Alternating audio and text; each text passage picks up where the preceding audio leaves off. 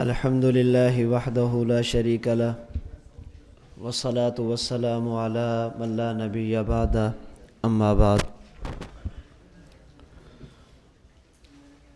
اللہ رب العزت نے نبوت کا جو سلسلہ حضرت آدم علیہ السلام سے شروع فرمایا تھا، اس کی تکمیل، انتہا اور اختتام رسول اکرم صلی اللہ علیہ وسلم کی ذات اقدس پر فرمائی ہے۔ اللہ کریم کی طرف سے جو انبیاء کی تعداد اور گنتی مقرر تھی، نبی کریم صلی اللہ علیہ وسلم کے تشریف لانے سے وہ تعداد پوری ہو چکی۔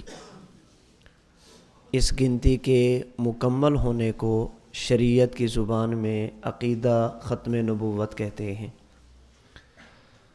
نبی کریم صلی اللہ علیہ وسلم کا خاتم النبیین ہونا، آپ کے بعد کسی نبی کا پیدا نہ ہونا، کسی نبی کا نہ ہونا، اس پر دلائل نقلیہ، دلائل عقلیہ، قرآن، حدیث، اجماع، قیاس موجود ہیں۔ اللہ کے نبی علیہ الصلاۃ والسلام آخری نبی ہیں، اس پر سب سے پہلی دلیل آپ کا اسم مبارک ہے، محمد اور احمد۔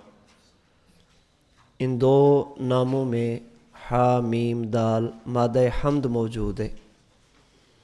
شریعت مطہرہ کا مزاج دیکھا جائے تو حمد ہمیشہ کسی بھی کام کے آخر میں ہوتی ہے، کسی بھی کام کے آخر میں اختتام پر حمد ہوتی ہے۔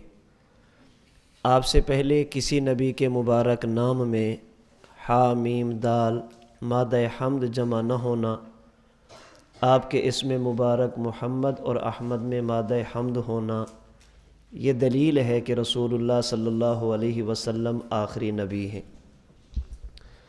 اللہ کے نبی علیہ الصلاۃ والسلام آخری نبی ہیں، اس پر دوسری دلیل نبی پاک صلی اللہ علیہ وسلم کا وصف رسالت ہے، یعنی آپ جب تک محمد بن عبداللہ تھے تو آپ کا نام محمد دلیل تھا کہ آپ آخری ہیں۔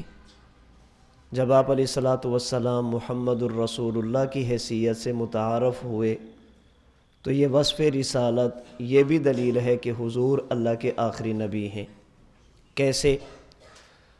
انبیاء کرام علیہم الصلاۃ والسلام میں سے ہر نبی کو اللہ باکمال بناتے ہیں، ہر نبی کو اللہ تعالیٰ خوبیوں سے مزین فرماتے ہیں، لیکن ہر نبی میں کسی نہ کسی ایک وصف کا غلبہ ہوتا ہے جو اس نبی کی شہرت کا ذریعہ بنتا ہے۔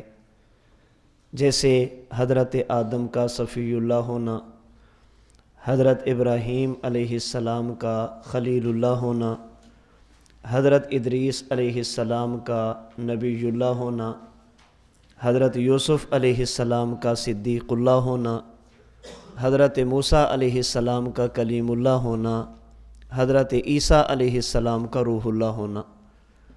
یہ اوصاف تھے جو انبیاء کرام علیہم السلام میں نمایاں تھے، لیکن انبیاء کرام علیہم السلام کا جب کلمہ ہم دیکھتے ہیں، کسی نبی کے کلمہ کا دوسرا جز یہ رسول اللہ نہیں ہے۔ نبی پاک صلی اللہ علیہ وسلم سے پہلے جتنے بھی انبیاء تشریف لائے، کسی بھی نبی کے کلمہ کا دوسرا جز، پہلا جز لا الہ الا اللہ، یہ تو ہر نبی کا تھا، دوسرا جز نبی بدلنے سے بدل جاتا ہے، پیغمبر بدلتا ہے تو دوسرا جز بدل جاتا ہے۔ کسی بھی نبی کے کلمہ کا دوسرا جز رسول اللہ نہیں ہے۔ نبی پاک صلی اللہ علیہ وسلم کے کلمہ کا دوسرا جز رسول اللہ ہے، یعنی لا الہ الا اللہ محمد الرسول اللہ۔ اب سوال یہ ہے کہ باقی انبیاء کرام علیہم السلام کے کلمہ کا دوسرا جز رسول اللہ کیوں نہیں؟ نبی پاک علیہ السلام کے کلمہ کا دوسرا جز رسول اللہ کیوں ہے؟ اس کی وجہ یہ ہے کہ رسول عربی زبان کا لفظ ہے جس کے ذمے دو کام ہیں۔ نمبر ایک، علم اور عمل خالق سے لینا، نمبر دو، علم اور عمل مخلوق کو دینا۔ یہ رسول کے ذمے دو بنیادی کام ہیں۔ اللہ سے لیتا ہے، مخلوق کو دیتا ہے۔ اب سوال ہے کہ جب رسول کے ذمے یہ دو کام ہیں، یہ کام تو ہر نبی نے کیے ہیں، ہر نبی نے اللہ سے لیا بھی ہے اور ہر نبی نے امت کو دیا بھی ہے۔ جب ہر نبی نے رسالت والی ذمہ داری ادا کی ہے تو ان کے کلمہ میں رسول اللہ کیوں نہیں؟ نبی پاک علیہ السلام کے کلمہ میں رسول اللہ کیوں ہے؟ وجہ اس کی اور جواب سمجھ لیں۔ ہر نبی نے اللہ سے لیا ہے اور ہر نبی نے مخلوق کو دیا بھی ہے، لیکن جب لیا ہے تو لینے کی ایک حد تھی، جب آگے دیا ہے تو دینے کی بھی ایک حد تھی۔ اسے آپ یوں بھی کہہ سکتے ہیں، ہر نبی نے اللہ سے لیا لیکن ایسی جگہ پر جا کر لیا کہ اس کے بعد جگہ باقی تھی۔ ہر نبی نے دیا بھی ہے لیکن ایسے مقام تک جا کر دیا کہ اس کے بعد مقام باقی تھے۔ لینے کے مکان بچے ہیں اور دینے کے مقام بچے ہیں۔ رسول اللہ صلی اللہ علیہ وسلم جب اللہ سے لینے پہ آئے ہیں، آپ نے لیا اور لینے کے مکان آپ پر ختم ہو گئے۔ جب آپ نے دیا تو دینے کے مقام بھی آپ پر ختم ہو گئے۔ کیا معنی؟ حضرت آدم علیہ السلام نے اللہ سے لیا ہے، ان کے لینے کی آخری جگہ ہے جنت۔ قرآن کریم سنت مبارکہ کو دیکھا جائے تو جنت ایک ایسا مکان ہے کہ اس کے اوپر بھی مکان باقی ہے۔ حضرت موسیٰ علیہ السلام نے لیا ہے تو ان کا آخری مقام ہے کوہ طور۔ قرآن و سنت بتاتا ہے کہ مکانات کوہ طور کے بعد بھی باقی ہیں۔ حضرت عیسیٰ علیہ السلام نے لیا ہے تو آخری مکان ہے دوسرا آسمان۔ قرآن و سنت بتاتے ہیں کہ ان کے بعد بھی مکانات باقی ہیں۔ اللہ کے نبی علیہ السلام نے جب اللہ سے لیا تو مکان آپ پر ختم ہو گئے۔ وہ کیسے؟ قرآن کریم کہتا ہے ان اول بیت وضع للناس للذی ببکۃ مبارکہ، کائنات میں سب سے پہلا مکان جس سے پہلے کوئی مکان نہیں، اسے کہتے ہیں کعبۃ اللہ۔ اور جب قرآن کریم سنت مطہرہ کا مطالعہ کیا جائے تو پتہ چلتا ہے کہ 7 زمینیں، ان کے اوپر 7 آسمان، 7 آسمانوں کے اوپر کرسی، کرسی کے اوپر سمندر اور سمندر کے اوپر عرش ہے۔ عرش ایک ایسا مکان ہے جس کے بعد مکان نہیں ہے۔ اب کعبہ یہ مکان اول ہے، یہاں سے مکانات کی ابتدا ہوتی ہے، اس سے پہلے کچھ نہیں۔ عرش یہ مکان آخر ہے، اس پر مکانات کی انتہا ہوتی ہے، اس کے بعد کائنات میں مکان کوئی نہیں۔ اللہ کے رسول علیہ السلام نے جب اللہ سے لیا، آپ مکان اول سے چلے ہیں تو مکان آخر تک پہنچے ہیں۔ چونکہ سب سے آخری مکان اور جگہ عرش ہے، اس کے بعد جگہ ہی کوئی نہیں۔ اللہ کے نبی علیہ السلام جب لینے پہ آئے ہیں تو آپ آخری مکان تک پہنچے ہیں، اس کے بعد کائنات میں جگہ نہیں۔ لینے کے مکان آپ پر ختم ہو گئے۔ جب دینے کی باری یہی ہے، ہر نبی نے اللہ سے لے کر اپنی امت کو دیا۔ نبی پاک علیہ السلام نے اللہ سے لے کر امت کو بھی دیا اور اللہ سے لے کر آپ نے انبیاء کو بھی دیا علیہم السلام۔ آپ کے علم اور آپ کے عمل سے فقط امت نے فائدہ نہیں اٹھایا، آپ کے علم اور آپ کے عمل سے انبیاء نے بھی فائدہ اٹھایا ہے۔ جس طرح عرش کائنات میں آخری مکان ہے، اسی طرح نبوت کائنات میں آخری مقام ہے۔ عرش کے بعد کائنات میں مکان نہیں اور نبوت کے بعد کائنات میں مقام نہیں۔ اللہ کے نبی نے جب اللہ سے لیا آخری مکان تک پہنچے، پیغمبر نے جب آگے مخلوق کو دیا تو آپ آخری مقام تک پہنچے ہیں۔ عرش کے بعد مکان نہیں، نبوت کے بعد مقام نہیں، تو چونکہ لینے کے مکانات اللہ کے نبی پر ختم، دینے کے مقامات بھی اللہ کے نبی پر ختم، اس لیے اللہ کریم نے آپ کے کلمہ کا دوسرا جز رکھا ہے محمد الرسول اللہ۔ اب بات سمجھیں گے یہ وصف رسالت پیغمبر کا ختم نبوت کی دلیل کیسے ہے؟ میں نے کہا نبی کے ذمے 2 کام ہیں، نمبر 1 اللہ سے لینا، نمبر 2 مخلوق کو دینا۔ ان 2 کاموں کے لیے نبی آتا ہے۔ اللہ کے نبی نے جب لیا تو لینے کی جگہ ختم، پیغمبر نے جب دیا تو دینے کی جگہ بھی ختم۔ اب نبی آئے گا تو کیا کرے گا؟ اب جو آئے گا تو کہاں لینے کے لیے جائے گا اور کس کو دے گا؟ جتنے مکانات تھے وہ بھی آپ پر ختم، جتنے مقامات تھے وہ بھی آپ پر ختم، اور رسول کے ذمہ کام یہ ہوتے ہیں، اللہ سے لیتا ہے، امت کو دیتا ہے۔ ہمارے پیغمبر نے لینے کی جگہ بھی نہیں چھوڑی، ہمارے پیغمبر نے دینے کی جگہ بھی نہیں چھوڑی، اس لیے فرمایا اب کلمہ پڑھنا ہے لا الہ الا اللہ محمد الرسول اللہ۔ تو آپ کا وصف رسالت اگر دیکھا جائے، آپ کا رسول اللہ ہونا اور یہ کلمہ کا جز ہونا، یہ دلیل ہے کہ نبوت کا جو سلسلہ حضرت آدم علیہ السلام سے چلا تھا وہ جناب رسول اللہ صلی اللہ علیہ وسلم پر کیا ہو چکا ہے؟ مکمل ہو چکا ہے۔ آپ کے بعد کسی قسم کے نئے نبی کی کوئی ضرورت نہیں۔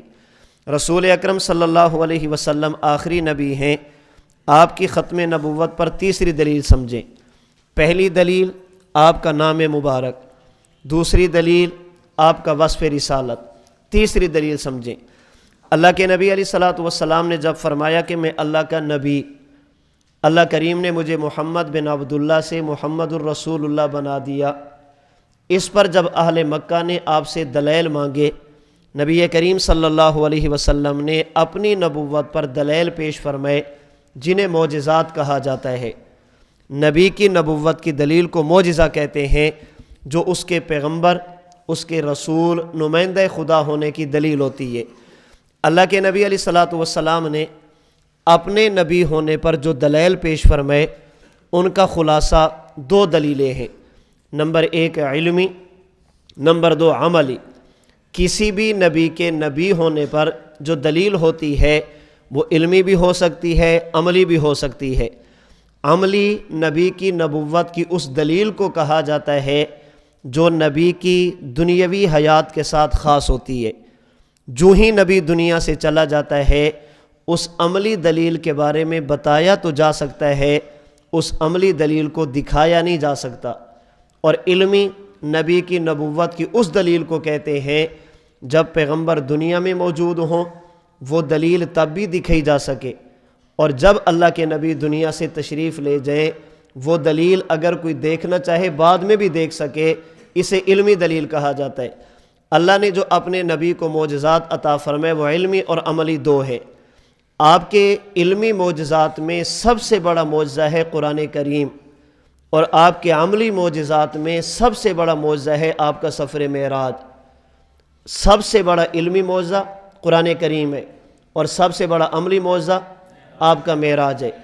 اگر آپ کا علمی معجزہ قرآن کریم دیکھو گے اس سے بھی ختم نبوت سمجھ آئے گی، اگر آپ کا عملی معجزہ معراج دیکھو گے اس سے بھی ختم نبوت سمجھ آئے گی۔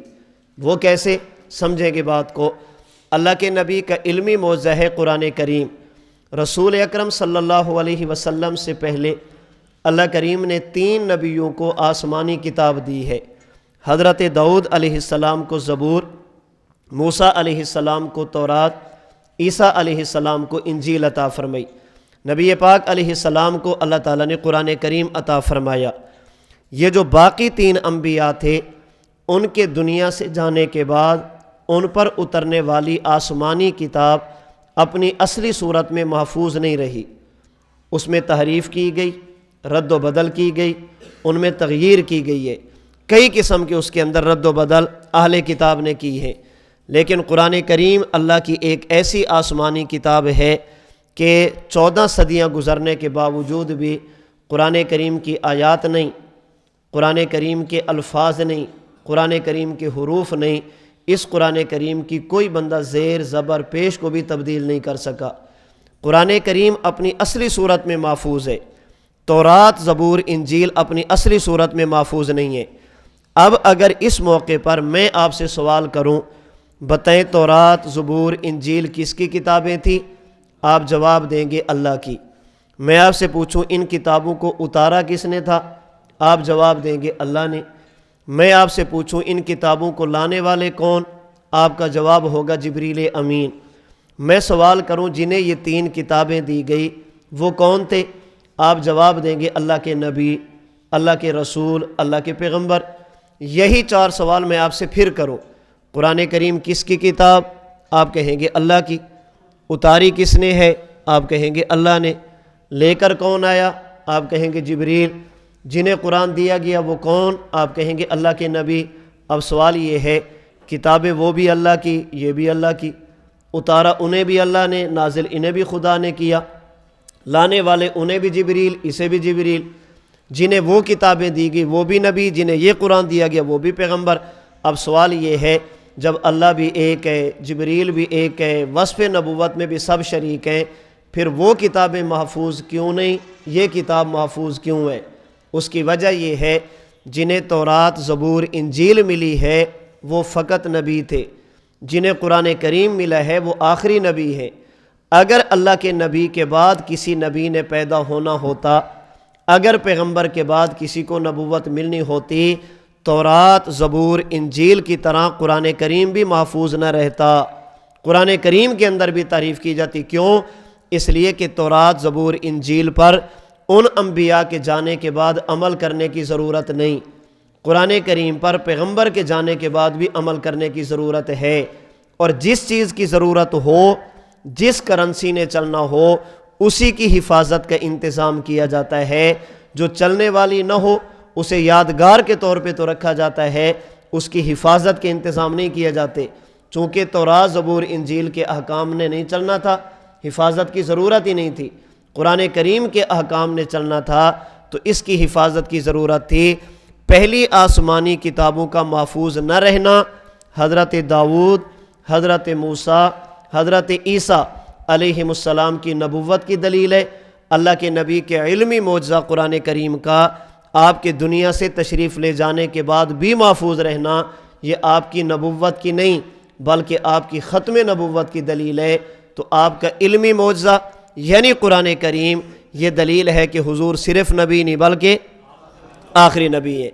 آپ کے عملی معجزات میں سب سے بڑا عملی معجزہ ہے معراج۔ اللہ کے نبی کا یہ معجزہ بھی دلیل ہے کہ نبی پاک علیہ الصلاۃ والسلام آخری نبی ہے۔ وہ کیسے؟ حضرت مولانا محمد ادریس کاندھلوی رحمۃ اللہ علیہ سیرت مصطفیٰ میں فرماتے ہیں اللہ کے نبی جب معراج کے لیے تشریف لے گئے، پیغمبر کے معراج کی ابتدا حتیم کعبہ سے ہے اور پیغمبر کے معراج کی انتہا عرش معلیٰ پر ہے۔ اللہ کے نبی عرش معلیٰ تک پہنچے ہیں۔ آپ سے پہلے کائنات کا کوئی بھی نبی معراج کے لیے عرش پر نہیں پہنچا۔ ہر نبی کو اللہ نے معراج کرائی ہے۔ معراج کا معنی نبی کی زندگی میں ایک لمحہ ایسا آتا ہے جب نبی پوری مخلوق سے زیادہ اللہ کے قریب ہوتا ہے، اسی کو معراج کہا جاتا ہے۔ ہر نبی کو اللہ نے معراج کرائی، لیکن کسی بھی پیغمبر کو اللہ نے معراج کے لیے عرش پر نہیں بلایا، اللہ نے اپنے پیغمبر کو عرش پر بلایا۔ حضور علیہ السلام کا عرش پر جانا یہ آپ کی ختم نبوت کی دلیل ہے۔ کیسے؟ حضرت کاندھلوی رحمۃ اللہ علیہ فرماتے ہیں وجہ یہ ہے عرش ایک ایسا مکان ہے جس پر مکانات کی انتہا ہے۔ عرش ایک ایسی جگہ ہے جس کے بعد جگہ کوئی نہیں۔ اللہ نے اپنے نبی کو عرش پر بلا کر سمجھایا جیسے عرش پر مکانات کی انتہا۔ صاحب معراج پیغمبر کے یہاں پر آنے پر یہ اشارہ ہے کہ نبوت کی آپ پر انتہا ہے۔ جیسے عرش کے بعد کائنات میں مکان اور جگہ نہیں، حضور کے بعد کائنات میں نبی اور رسول نہیں ہے۔ چونکہ عرش یہ سب سے آخری مکان ہے اور پیغمبر کا وہاں تک جانا یہ دلیل ہے کہ حضور بھی سب سے آخری نبی ہیں۔ تو اگر آپ کا نام مبارک دیکھیں گے حمد کا مادہ، یہ ختم نبوت کی دلیل۔ اگر آپ کا وصف رسالت دیکھیں گے یہ آپ کی ختم نبوت کی دلیل۔ اور اگر آپ کے معجزات میں علمی معجزہ قرآن کریم، پھر قرآن کریم کا محفوظ ہونا، عملی معجزات میں سفر معراج، پھر آپ کا عرش معلیٰ تک جانا، یہ دلیلیں ہیں کہ اللہ کے رسول صلی اللہ علیہ وسلم فقط نبی نہیں بلکہ کیا ہیں؟ آخری نبی ہیں۔ نبی علیہ الصلاۃ والسلام آخری نبی ہیں، اس پر چوتھی دلیل، اور یہ دلیل قرآن کریم سے میں پیش کر دیتا ہوں تاکہ کوئی بندہ یہ نہ کہے کہ نبی علیہ الصلاۃ والسلام کی ختم نبوت پر یہ ساری عقلی باتیں کی جا رہی ہیں، قرآن تو کچھ نہیں کہتا۔ قرآن کریم سے بھی بات کر لیتے ہیں۔ قرآن کریم اللہ کے نبی کی ختم نبوت کو عبارت النص، اشارت النص، دلالت النص، اقتضاء النص، یہ جو نص سے دلالت کے چار طریقے ہیں قرآن کریم کی مختلف آیات میں اللہ تعالیٰ نے یہ چاروں طریقے نبی کی ختم نبوت کے لیے ارشاد فرمائے ہیں۔ عبارت النص سورۃ الاحزاب کی آیت نمبر 40 ہے، ما کان محمد ابا احد من رجالکم वलाकिन रसूल अल्लाह व ख़ातमन नबिय्यीन वकान अल्लाहु बिकुल्लि शैइन अलीमा। अल्लाह ने सराहतन फरमा दिया कि रसूल अकरम सल्लल्लाहु अलैहि वसल्लम ये सिर्फ़ नबी नहीं बल्कि ख़ातमुन नबिय्यीन है। इसी तरह इशारतुन्नस, दलालतुन्नस, इख्तिज़ाउन्नस, उसके भी चंद एक दलाइल सुन लें। चौथी दलील मैं अर्ज़ कर रहा था, कुरान करीम की वो आयात जिनमें अल्लाह करीम ने अहले ईमान की ये सिफ़त बयान फरमाई है कि अहले ईमान वो हैं जो उस वही को भी मानते हैं मा उनज़िला इलैका, जो अल्लाह के नबी अलैहिस्सलाम पर उतारी गई, और अहले ईमान वो हैं जो उस वही को भी मानते हैं मा उनज़िला मिन क़ब्लिका, जो अल्लाह के नबी से पहले बाकी अंबिया पर उतारी गई। यह अल्लाह ताला ने दुनिया को हुक्म दिया है कि उस वही को भी मानो जो मैंने अपने नबी पर उतारी, और उस वही को भी मानो जो मैंने आपसे पहले अंबिया किराम अलैहिमुस्सलाम पर उतारी। कुरान करीम में अल्लाह करीम ने वही के लिए ये दो सूरतें ज़िक्र की हैं, मा उनज़िला इलैका व मा उनज़िला मिन क़ब्लिक। ये अहले ईमान वो हैं जो उस वही को मानते हैं जो पैगंबर पर उतारी गई, और उस वही को भी मानते हैं जो आपसे पहले अंबिया किराम अलैहिमुस्सलाम पर उतारी गई। कुरान करीम में एक जगह पर भी अल्लाह ने ये नहीं फरमाया अहले ईमान वो हैं मा उनज़िला इलैक, जो उस वही को मानते हैं जो आप पर उतारी गई, व मा उनज़िला मिन क़ब्लिक, उस वही को भी मानते हैं जो आपसे पहले उतारी गई, व मा उनज़िला मिन बादिक, और उस वही को भी मानते हैं जो आपके बाद उतारी जाएगी। अल्लाह करीम ने पैगंबर पर उतरने वाली वही का तज़किरा फरमाया, आपसे पहले अंबिया पर उतरने वाली वही का तज़किरा फरमाया। अल्लाह ने एक जगह पर भी मिन बादिक नहीं फरमाया। इसका माना ये है मा उनज़िला मिन क़ब्लिक, ये दलील है कि आपसे पहले नबी थे। मा उनज़िला इलैक, ये दलील है कि आप भी नबी हैं। मा उनज़िला मिन बादिक न फरमाना, ये दलील है कि आपके बाद किसी किस्म की कोई नबुव्वत नहीं। अगर आपके बाद नबुव्वत ने आना होता, वही ने आना होता, अल्लाह एक जगह पर तो मिन बादिक फरमाते, बल्कि अगर आप शरीयत के मिजाज में गौर करें, मा उनज़िला मिन क़ब्लिक इसकी भी ज़रूरत होती है, लेकिन मा उनज़िला मिन बादिक इसकी ज़रूरत ज़्यादा होती है। क्यों? इसलिए कि मा उनज़िला मिन क़ब्लिक इस पर ईमान इजमालन काफ़ी है, लेकिन मा उनज़िला मिन बादिक इस पर ईमान इजमालन काफ़ी नहीं, ईमान तफसीली ज़रूरी होता है। पहले अंबिया के बारे में इतनी बात काफ़ी है, अल्लाह ने उन्हें जो कुछ दिया वो सारा का सारा बरहक है। अल्लाह करीम ने उन्हें जो कुछ अता फरमाया वो सारा का सारा ठीक है। अल्लाह करीम ने उन्हें जो नबुव्वत दी वो भी बरहक है, उनके बारे में इतना ईमान काफ़ी है। लेकिन जो बाद में आएगा वहाँ पर ईमान इजमाली नहीं, वहाँ पर ईमान तफसीली चलेगा। अल्लाह के रसूल अलैहिस्सलातु वस्सलाम ने इसी वजह से हज़रत ईसा के बारे में बातें बताई हैं, कुरान करीम ने बताई हैं। क्यों? इसलिए कि ईसा ने हुजूर के बाद आसमान से उतरना था। अल्लाह करीम ने कुरान करीम में और रहमत दो आलम अलैहिस्सलाम ने अपने मुबारक फरामीन में उनके बारे में तो बात फरमाई है। तो जिसकी ज़रूरत कम थी अल्लाह करीम ने उसे तो ज़िक्र फरमाया, जिसकी ज़रूरत तफसीलन और ज़्यादा थी उसका ज़िक्र नहीं फरमाया। इसका माना यह है कि पैगंबर से पहले तो नबी थे, लेकिन पैगंबर के बाद कोई नबी नहीं होना। अल्लाह के नबी पर नबुव्वत ख़त्म है। फिर अल्लाह के नबी की ज़िंदगी को देखें, कुरान करीम में अल्लाह फरमाते हैं मेरा पैगंबर ऐसा है बिलमुमिनीन रऊफ़ुर रहीम, जो ईमान वालों से बहुत प्यार करता है। मेरा नबी ईमान वालों से बहुत मोहब्बत करता है। इसी मोहब्बत का नतीजा था अल्लाह के नबी ने अपने बाद उम्मत को खुलफ़ाए राशिदीन के हवाले किया कि फ़ितने होंगे, कैसे बचना है। फरमाया फ़इन्नहु मन यइश मिनकुम बादी फसयरा इख्तिलाफ़न कसीरा, मेरे जाने के बाद उम्मत में इख्तिलाफ़ात होंगे। अलैकुम बिसुन्नती व सुन्नतिल खुलफ़ाइर राशिदीन अल महदीयीन, जब फ़ितने हैं तो खुलफ़ाए राशिदीन के दरवाज़े पे जाना। अल्लाह के नबी ने सहाबा की बात की है, अल्लाह के नबी ने तुशाविरूनुल फ़ुक़हा कहकर फ़ुक़हा की बात फरमाई है। अल्लाह के नबी ने इन्नल उलमा वरसतुल अंबिया कहकर उलमा की बात फरमाई है। अल्लाह के नबी ने हज़रत ईसा हज़रत इमाम मोहम्मद महदी का तारुफ़ कराया, अलामतें बयान फरमाई हैं। अल्लाह के नबी ने दज्जाल के बारे में बताया, लेकिन किसी एक जगह पर भी अल्लाह ने नहीं फरमाया मेरे बाद नया नबी आएगा तुम उस पर भी ईमान लाना। अगर पैगंबर की इतनी बात होती तो काफ़ी था। हमारे नबी ने सिर्फ ये नहीं کہ یہ نہیں کہا کہ نبی نہیں آئے گا، بلکہ ہمارے پیغمبر نے فرمایا کہ جو آئے گا ثلاثون دجالون کذابون، وہ دجال اور کذاب تو ہوگا لیکن اللہ کا نبی نہیں ہوگا۔ اب اللہ کریم کا من قبلک ما انزل الیک فرمانا، من بعدک نہ فرمانا، یہ بھی دلیل ہے کہ حضور آخری پیغمبر کریم علیہ السلام کا قیامت کی علامات تک کو بیان کرنا لیکن کسی نئے نبی کا تعارف نہ کرانا، یہ بھی دلیل ہے کہ حضور آخری۔ پھر اس پر بھی مزید اللہ کے نبی کا مدعی نبوت کو دجال اور کذاب فرمانا، یہ بھی دلیل ہے کہ حضور آخری ہے۔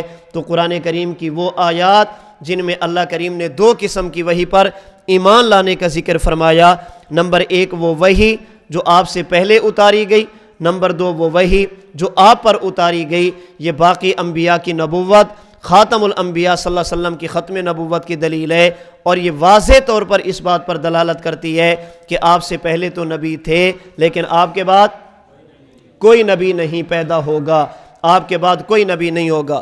اللہ کے نبی آخری نبی ہیں، اس پر پانچویں دلیل اور قرآن کریم کی دوسری دلیل سورۃ المائدہ آیت نمبر 3، اللہ فرماتے ہیں الیوم اکملت لکم دینکم واتممت علیکم نعمتی ورضیت لکم الاسلام دینا۔ اللہ کریم نے اس آیت کریمہ میں دین کے بارے میں دو باتیں ارشاد فرمائی ہیں، دو لفظ استعمال فرمائے، نمبر ایک لفظ اکمال اور نمبر دو لفظ اتمام۔ اکمال اور اتمام لفظی اعتبار سے دونوں کا معنی ہوتا ہے کسی چیز کو پورا کر دینا، کسی چیز کو نقطہ عروج تک پہنچا دینا، کسی چیز کو مکمل کر دینا، اسے اکمال اور اتمام کہتے ہیں۔ لیکن امام راغب اصفہانی رحمۃ اللہ علیہ فرماتے ہیں شرعی اعتبار سے، عرفی اعتبار سے ان میں تھوڑا سا فرق ہے۔ وہ فرق کیا؟ فرماتے ہیں جو چیز جس مقصد کے لیے بنائی جائے اگر وہ مقصد حاصل ہو جائے اسے اکمال کہتے ہیں، اور ایسا حاصل ہو کہ اس کے بعد مزید کی ضرورت نہ رہے اسے اتمام کہتے ہیں۔ اکمال کا معنی جو چیز جس مقصد کے لیے ہے وہ مقصد مل جائے، یہ اکمال، اور اتمام کا معنی ایسا ملے کہ اس کے بعد مزید کی ضرورت نہ رہے۔ یاد رکھنا ہر نبی جو اللہ کے نبی سے پہلے دنیا میں آئے ان کے دین کا اکمال تھا، دین کا اتمام نہیں تھا۔ ہر نبی کی شریعت اکمال کے درجے پر فیض تھی، اتمام نہیں تھا۔ کیا معنی؟ جو نبی جس مقصد کے لیے آیا اس پیغمبر کو جو شریعت دی گئی وہ مقصد پورا ہوا، مقصد پورا حاصل ہوا، لیکن ایسا حاصل نہیں ہوا کہ اس کے نسخ کی گنجائش نہ ہو، ایسا حاصل نہیں ہوا کہ اس کے بعد مزید نبوت کی ضرورت نہ ہو۔ جب باری اللہ کے نبی کی آئی اللہ نے صرف اکملت نہیں ساتھ ساتھ اتممت بھی فرما دیا، یہ بتانے کے لیے کہ اے محبوب باقی انبیاء کی شریعتوں کا اکمال تھا، آپ کی شریعت کا اکمال بھی ہے، آپ کی شریعت کا اتمام بھی ہے، یعنی وہاں پر نسخ تھا، آپ کی شریعت میں کوئی نسخ نہیں ہے۔ وہ نبی جس مقصد کے لیے آئے وہ مقصد تو حاصل ہوا لیکن مزید کی گنجائش تھی۔ جب آپ تشریف لے آئے آپ کے آنے سے جو مقصد تھا وہ بھی حاصل ہوا، اور ایسا حاصل ہوا کہ اب مزید وحی کی ضرورت نہیں، نئی شریعت کی ضرورت نہیں، اس شریعت کو منسوخ کرنے کی ضرورت نہیں۔ اگر پیغمبر کے بعد کسی نئے نبی کو مان لیا جائے تو یہ جو اتمام والی نعمت ہے یہ ختم ہو جائے گی۔ اس کا معنی یہ ہوگا کہ حضور کی شریعت کا بھی اکمال تو تھا لیکن اتمام نہیں تھا۔ مسیلمہ آیا اس کی ضرورت تھی، مرزا قادیانی آیا اس کی ضرورت تھی، اللہ کریم نے فقط اکملت نہیں اتممت فرما کر بتا دیا کہ میرے پیغمبر جس مقصد کے لیے آئے وہ مقصد حاصل ہوا، آپ کی نبوت ثابت، اور ایسا حاصل ہوا کہ اس کے بعد مزید کی گنجائش نہیں ہے، آپ کی ختم نبوت ثابت ہے۔ لفظ اکملت آپ کے نبی ہونے کی دلیل ہے اور لفظ اتممت آپ کے آخری نبی ہونے کی دلیل ہے۔ تو یہ آیت کریمہ بھی آپ کی ختم نبوت کو بیان کر رہی ہے۔ اللہ کے نبی علیہ الصلوۃ والسلام آخری نبی، اس پر مجموعی طور پر چھٹی اور قرآن کریم کی تیسری دلیل سماعت فرمائیں۔ نبی علیہ الصلوۃ والسلام سے پہلے اللہ کریم نے جتنے بھی نبی بھیجے ہر نبی کی نبوت کا دائرہ زمان، مکان اور افراد کے اعتبار سے محدود تھا۔ ادھر توجہ رکھیں، ہر نبی کی نبوت کا دائرہ مکان، زمان، افراد کے اعتبار سے محدود تھا۔ مکان کا معنی وہ ایک علاقے کے نبی، زمان کا معنی اپنی وفات تک نبی، اور افراد کا معنی اپنی قوم کے نبی۔ ہر نبی کی نبوت کا دائرہ ان تین اعتبار سے کیا تھا؟ محدود تھا۔ ایک بستی کا نبی یہ مکان ہے، ایک ملک کا نبی یہ مکان ہے، اور اپنی قوم کا نبی یہ افراد ہیں۔ اور کب تک نبی ہے؟ کلما ہلک نبی خلفہ نبی، اس نبی کی شریعت اس وقت تک ہے جب تک نبی یہ دنیاوی حیات کے ساتھ زندہ ہے۔ جو ہی اللہ کا نبی دنیا سے جاتا، اللہ دوسرا نبی بھیج دیتے، اللہ تیسرا بھیج دیتے، اللہ چوتھا نبی بھیج دیتے۔ لیکن جب اللہ کے نبی علیہ الصلوۃ والسلام تشریف لے آئے، اگر بات کی جائے مکان کی، نبی کی نبوت کا دائرہ مکان کے اعتبار سے محدود نہیں۔ اگر بات کی جائے زمان کی، اللہ کے نبی کی نبوت کا دائرہ زمان کے اعتبار سے بھی محدود نہیں۔ اگر بات کی جائے افراد کی نبوت کی، اللہ کے نبی کی نبوت کا دائرہ افراد کے اعتبار سے بھی محدود نہیں۔ ہمارے پیغمبر تمام مکانات کے نبی، ہمارے پیغمبر تمام زمانوں کے نبی، اور ہمارے پیغمبر تمام افراد کے نبی۔ اللہ کے نبی کی نبوت کا دائرہ مکان کے اعتبار سے کتنا وسیع ہے، ہمارے پیغمبر کہاں کہاں کے نبی ہیں، اللہ کے نبی کی نبوت کا دائرہ کہاں تک پھیلا، اس پر میں دلیل دینے لگا ہوں۔ اس دلیل کو سمجھنا، قرآن کریم کا 9واں پارہ سورۃ الانفال کی آیت نمبر 32، اہل مکہ نے بد دعا کی تھی، دعا مانگی تھی، اے اللہ اگر تیرا نبی ٹھیک ہے، سچا ہے، فَأَمْطِرْ عَلَيْنَا حِجَارَةً مِّنَ السَّمَاءِ، ہم پر آسمان سے پتھر برسا، ہمیں تباہ کر دے۔ اللہ تعالیٰ نے آیت نمبر 34 میں جواب دیا، وَمَا لَهُمْ أَلَّا يُعَذِّبَهُمُ اللَّهُ وَهُمْ يَصُدُّونَ عَنِ الْمَسْجِدِ الْحَرَامِ۔ اے محبوب اگر میں عمل کو دیکھوں یہ واقعتاً پتھروں کے مستحق ہیں۔ اب سوال یہ ہے، آیت نمبر 32 کہتی ہے وہ عذاب مانگ رہے ہیں، آیت نمبر 34 کہتی ہے یہ عذاب کے مستحق بھی ہیں۔ جب مانگ بھی رہے ہیں، مستحق بھی ہیں، اب عذاب آتا کیوں نہیں؟ اللہ نے آیت نمبر 33 میں جواب دیا، وَمَا كَانَ اللَّهُ لِيُعَذِّبَهُمْ وَأَنْتَ فِيهِمْ۔ اے میرے محبوب یہ جو عذاب سے بچے ہیں یہ اپنے عمل کی وجہ سے نہیں بچے، یہ آپ کی وجہ سے بچے ہیں۔ اگر آپ نہ ہوتے میں انہیں تباہ کر دیتا، اگر آپ نہ ہوتے میں ان پر پتھر برساتا۔ کیا معنی؟ حضرت مفتی صاحب رحمۃ اللہ علیہ تفسیر معارف القرآن میں فرماتے ہیں اللہ کا قانون یہ ہے، اللہ کا ضابطہ اور عادت یہ ہے، خدا کا اصول یہ ہے، جو نبی جس مکان کا نبی ہو، جو نبی جس جگہ کا نبی ہو، جب تک نبی نبوت کے مکان والی جگہ پہ ہوگا اللہ کسی بھی نبی کی قوم کو تباہ نہیں کرتے۔ جب تک نبی نبوت کے ایریا میں ہوگا، جہاں سے لے کر جہاں تک نبی کی نبوت کی حد ہے، جب تک نبی نبوت کی حد میں ہوگا، نبوت کے ایریا میں ہوگا، اللہ کبھی بھی نبی کی قوم کو عذاب نہیں دیتے۔ نبی کی نبوت یہاں سے شروع، اس دروازے پر ختم، ادھر سے شروع، اس دروازے پر ختم، یہ نبی کی نبوت کا ایریا ہے۔ اللہ کے نبی یہاں پر، قوم نے بات نہیں مانی، اللہ قوم کو تباہ نہیں کریں گے۔ کیوں؟ اس لیے کہ نبی نبوت کے ایریا میں ہے۔ اللہ کے نبی وہاں چلے جائیں گے، ان لوگوں پر اب بھی عذاب نہیں آئے گا۔ کیوں؟ اس لیے کہ وہ جگہ بھی نبی کی نبوت کا ایریا ہے۔ اللہ کے نبی کو اللہ نبوت کے ایریا سے باہر نکالیں گے، آپ دروازے سے باہر چلے جائیں، یا اللہ جانے کا حکم دیں گے۔ جب نبی چلا جائے گا یا جانے کی تیاری کرے گا اللہ تعالیٰ قوم کو تباہ کر دیں گے۔ یہی ہوا حضرت نوح علیہ السلام کی قوم کے ساتھ، یہی ہوا حضرت لوط علیہ السلام کی قوم کے ساتھ، یہی ہوا حضرت موسیٰ علیہ السلام کی قوم کے ساتھ۔ معنی یہ کہ جب تک نبی نبوت کے ایریا میں ہو، یعنی ایسی جگہ پر ہو جو جگہ نبی کی نبوت کی حد میں ہو، اللہ قوم کو تباہ نہیں کرتے، اجتماعی عذاب نہیں دیتے۔ اب مشرکین مکہ کہتے ہیں اللہ اگر تیرا نبی سچا ہے تو عذاب دے دے۔ فرمایا وما کان اللہ لیعذبہم وانت فیہم، اے محبوب آپ موجود ہیں میں عذاب دوں یہ تو میرے قانون کے خلاف ہے۔ اللہ کے نبی طیف میں چلے گئے۔ اب مکہ والے کہہ سکتے تھے کہ اب تو محمد مکہ میں نہیں، اب تو اللہ کے نبی طیف میں ہے، اگر عذاب نہ آنے کی وجہ نبی تھے، نبی تو طیف میں ہے، اب تو عذاب آ جائے۔ فرمایا وانت فیہم، آپ کی نبوت کا دائرہ صرف مکہ تک محدود نہیں، آپ طیف کی بھی نبی ہیں۔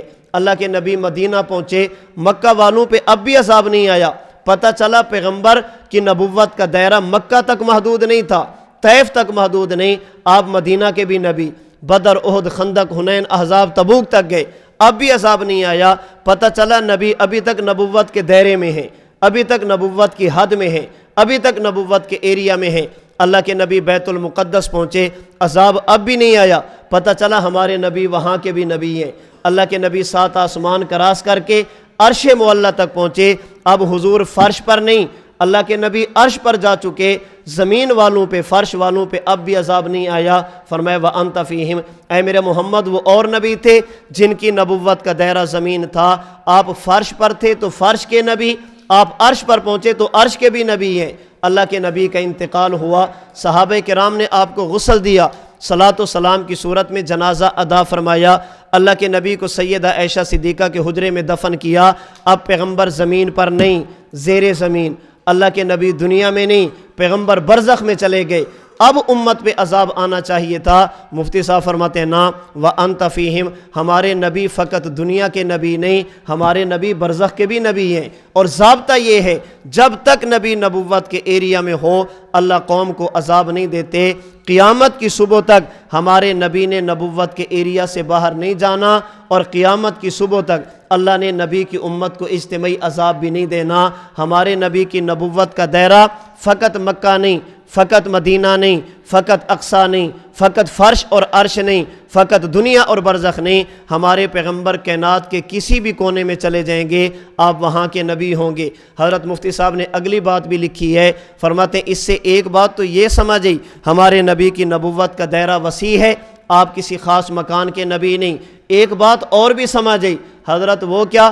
مفتی صاحب فرماتے ہیں جس طرح یہ قانون ہے جو نبی جس جگہ کا نبی ہو جب تک نبوت کے ایریا میں ہو عذاب نہیں آتا، یہ بھی قانون ہے جو نبی جس جگہ کا نبی ہو وہ وہاں پہ نبی بھی ہوتا ہے، وہاں پہ زندہ بھی ہوتا ہے۔ اللہ کے نبی مکہ میں تھے، آپ کی نبوت بھی تھی، حیات بھی تھی۔ پیغمبر مدینہ میں پہنچے، آپ کی نبوت بھی تھی، حیات بھی تھی۔ ہمارے نبی اقصیٰ میں پہنچے، آپ کی نبوت بھی تھی، حیات بھی تھی۔ ہمارے پیغمبر عرش پر پہنچے، اللہ کے نبی کی نبوت بھی تھی، حیات بھی تھی۔ ہمارے پیغمبر دنیا میں تھے، اللہ کے نبی کی نبوت بھی تھی، حیات بھی تھی۔ ہمارے پیغمبر برزخ میں پہنچے، اگر آپ کی نبوت باقی ہے تو پھر آپ کی حیات بھی باقی ہے۔ اس لیے ہم کہتے ہیں سورۃ الانفال کی آیت نمبر 33 نے بتایا ہمارے نبی نبی بھی ہیں، ہمارے نبی زندہ بھی ہیں۔ یہ آیت کریمہ حضور کی ختم نبوت کی بھی دلیل ہے، اور یہ آیت کریمہ پیغمبر کی حیات اور زندگی کی بھی دلیل ہے۔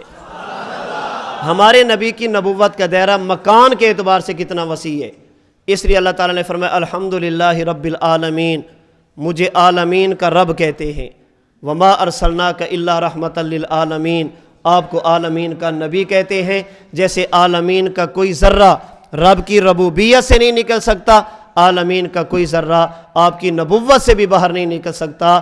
اللہ عالمین کے ذرے ذرے کے رب ہیں، اور حضور عالمین کے ذرے ذرے کے نبی ہیں۔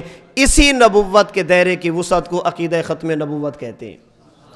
ہمارے نبی مکان کے اعتبار سے کہاں کہاں کے نبی، اور اگر زمان کی بات کریں اللہ کے نبی کا فرمان امام ابن سعد رحمۃ اللہ علیہ نے الطبقات الکبریٰ میں مرسل روایت کی صورت میں نقل کیا۔ اللہ کے نبی فرماتے ہیں انا رسول من ادرکت حیا ومن یولد بعدی، جس بندے نے میرا زمانہ پایا جسے میں نے پایا میں اس کا بھی نبی ہوں، اور میرے بعد جس زمانے میں بھی جو بندہ پیدا ہوتا رہے گا میں اس کا بھی نبی ہوں۔ اور اگر بات کریں افراد کی، آپ قرآن کریم اٹھا کر دیکھیں، آپ سے پہلے جو بھی نبی آیا اس نبی کی دعوت کیا ہے؟ قال یا قوم لقد ارسلنا نوحا الی قومہ فقال یا قوم۔ ہر نبی کی دعوت یہ تھی اے میری قوم، اے میری قوم، اے میری قوم۔ جب باری اللہ کے نبی کی ہے، اللہ کے نبی فرماتے یا ایھا الناس انی رسول اللہ الیکم جمیعا۔ اللہ فرماتے وما ارسلناک الا کافۃ للناس، اے محبوب ہم نے آپ کو کسی خاص قوم کا نبی نہیں بنایا، ہم نے آپ کو انسانیت کا نبی بنا کر بھیجا۔ اس لیے امیر شریعت سید عطا اللہ شاہ بخاری رحمۃ اللہ علیہ فرماتے تھے ختم نبوت یہ فقط اہل ایمان کا مسئلہ نہیں، یہ انسانیت کا مسئلہ ہے۔ جو الناس میں شامل ہوگا وہ اس کا نبی حضور ہوگا، جو انسانیت سے نکل جائے گا جانوروں سے بھی بدتر ہوگا، اس لیے کہ حضور تو جانوروں کے بھی نبی ہیں۔ ارسلت الی الخلق کافہ، اللہ کے نبی فرماتے مجھے تمام مخلوقات کا نبی بنا کر بھیجا گیا۔ میری بعثت کسی خاص قوم کے لیے نہیں، میری بعثت کسی خاص علاقے کے لیے نہیں، میری بعثت کسی خاص افراد کے لیے نہیں ہے۔ اللہ نے آپ کو انسانیت کا نبی بنایا، اس لیے اللہ نے اپنے بارے میں فرمایا قل اعوذ برب الناس، میں انسانیت کا رب، وما ارسلناک الا کافۃ للناس، اور آپ انسانیت کے نبی، انسانیت کا کوئی فرد جیسے رب کی ربوبیت سے باہر نہیں نکل سکتا، انسانیت کا کوئی فرد پیغمبر کی نبوت اور ختم نبوت کے دائرے سے بھی باہر نہیں نکل سکتا۔ اگر کوئی بندہ یہ کہے کہ حضور کے بعد بھی نیا نبی آ گیا، اس کا معنی یہ ہوگا مکان کے اعتبار سے نبی کی نبوت محدود ہو گئی، زمانے کے اعتبار سے نبی کی نبوت محدود ہو گئی، افراد کے اعتبار سے پیغمبر کی نبوت محدود ہو گئی۔ یہ جو پیغمبر کی خصوصیت ہے بعثت عامہ، پوری کائنات کے نبی، یہ ختم ہو جائے گی۔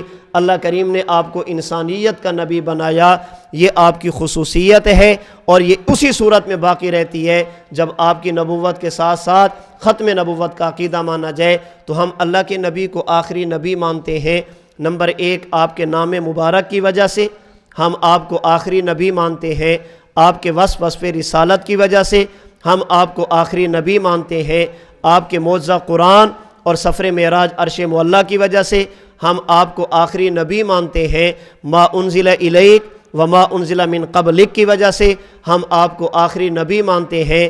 دین کے اکمال، دین کے اتمام کی وجہ سے ہم آپ کو آخری نبی مانتے ہیں۔ آپ کی بعثت کے عام اور عموم کی وجہ سے۔ یہ 6 دلائل میں نے آپ کی خدمت میں عرض کیے، اس بات کو سمجھانے کے لیے کہ ہمارے نبی فقط نبی نہیں، ہمارے نبی آخری نبی ہیں۔ اللہ نے ہمارے نبی کے سر پر فقط نبوت کا تاج نہیں، ختم نبوت کا تاج سجایا۔ ہمارے نبی کے بعد نئی نبوت نہیں بلکہ قیامت ہوگی۔ اللہ تعالی ہم سب کو عقیدہ ختم نبوت کے دلائل سمجھنے کی، امت کو سمجھانے کی توفیق عطا فرمائے۔ وآخر دعوانا ان الحمد للہ رب العالمین۔